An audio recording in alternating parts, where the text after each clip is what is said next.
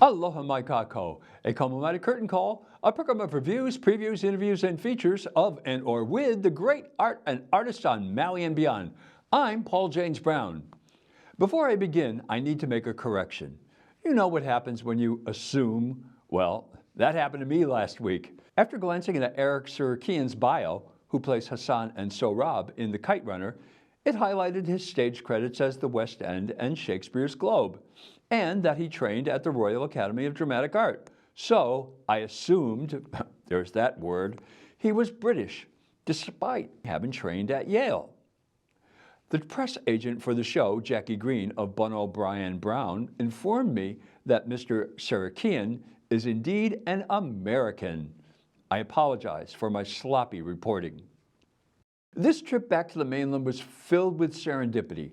My friends were not able to make the matinee of Wicked, and I offered the tickets in a Facebook post. I got a message from former Maui actor Jeff Brackett. You may remember him as Leaf Coney Bear in the wonderful Pro Arts production of the 25th annual Putnam County Spelling Bee in 2013. His parents could use the tickets, and incidentally, he was making his Actors' Equity debut in an off-Broadway Equity-approved showcase production of Onomatopoeia Theater Company's New York City premiere of Jethro Comptonʻs play based on Dorothy M. Johnson's short story, The Man Who Shot Liberty Valance, at the Gene Frankel Theater downtown. I would have industry comps. After a fabulous meal at the Marshall, a farm-to-table restaurant on 10th Avenue and 45th Street, we cabbed down to the theater, arriving just before 8 p.m. curtain. The house was filled. It turned out this was understudy night, and Mr. Brackett, who played the young reporter Jake Dowett during the run, was playing Liberty Valance that night. The coincidences that conspired during this brief 5-day return back east were astonishing. I'm sure many of you saw the Jimmy Stewart, John Wayne, Lee Marvin 1962 Western. However, when Mr. Compton read Ms. Johnson's short story, he realized there were several Hollywood additions and subtractions that did not present what Ms. Johnson wrote. And he set about to realize Ms. Johnson's short story. The play opens in Two Trees in an unidentified Western territory in 1910 with the funeral of Burt Barracoon, Samuel Shirtliff. Senator Ransom Foster, Ben David Carlson, arrives and tells the tale of his relationship with Burt in a flashback. How he was rescued by Burt after having been assaulted and left for dead on the road. Burt brought him to the Prairie Belle Saloon to recuperate. Hallie Jackson, Chandler Robin, is the proprietress of the saloon, and she reluctantly agreed to host the stranger from New York until he is well. She feared Liberty Valance, Jeff Brackett, and his men, who she suspected were responsible for his assault, will most assuredly return to finish the job. As Ransom recovered, he is falling for Hallie, and she for him. However, there is an elder cowboy and gunslinger, Burt Barracoon, who believes Hallie belongs to him. Jim, the Reverend Mauston, Daniel Corngay, is her helper in the saloon, and he has an uncanny ability to remember word for word everything that is said around him. He is Hallie's half-brother, having been adopted by her parents when he was orphaned. Turns out Hallie wants to learn how to read and asks Ransom to teach her. He realizes what a social faux pas this would be and suggests he teach a class. He especially believes Jim would benefit from the knowledge.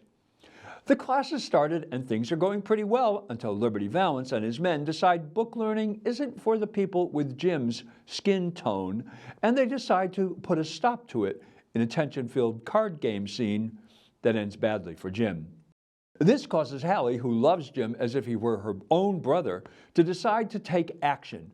Ransom realizes he is in danger and decides to flee, but his heart gets in the way, and this causes him to challenge Valance to a duel. Well, since we know that Ransom is alive 20 years later, we can conclude he wins. But did he really? This taut, gripping melodrama by the British Compton goes beyond the film by exploring racism in the latter part of the 19th century, violence, lawlessness, and women's issues. It was so sad when the most likable character and talented actor in the company, Mr. Corngay, is gone after the first act. Not only is Jim likable, but he is also heroic and has a terrific singing voice. He wins the heart of the audience completely. Even before we see Mr. Brackett as Valance, we hear him. He entered through the audience stage door. The cadence of his boots as they hit the floor told us that here was trouble. His slow, deliberate stride was a warning, and when he appeared, we knew this would not end well for Jim. Mr. Brackett's Valance exudes that quiet confidence which signals an extremely intimidating and dangerous character. He doesn't have to raise his voice. His soft manner belies the treachery, cruelty, and murderousness of this character. He is a person for whom one is in constant fear for one's life. We hope Jim will be able to play his way out of his doom, but know that Valance is not playing a game he intends to lose. The only loss will be Jim's life. In the second act, Mr. Brackett finds a completely different tone in his confrontation scene with Mr. Carlson. Here, Mr. Brackett has chosen to spar intellectually with Mr. Carlson. We see him deriving satisfaction from besting Mr. Carlson, but we know this will inevitably lead to a showdown. Ms. Robin gave us a spunky young Hallie Jackson, a woman of determination and strength, one who understands her role but doesn't want to play it. She wants to forge her own way. While she feels an obligation to what her parents have built, she struggles to find her path. Ms. Robin could credibly play a high school student. She looks that young, but her circumstances call for her to eschew her youthful visage and show us a mature adult woman in every sense of that word. And when she picked up the rifle to settle her score with Liberty, there is no doubt Liberty is in jeopardy. Bert Barracoon is the most nuanced of all the characters in this play. He acts as a foil and an aid to Ransom. Mr. Shirtlife's Bert looks like Gabby Hayes, and he has a few of Gabby's engaging ways, but when it comes down to it, he's a stand-up guy who does what is right, even though it breaks his heart.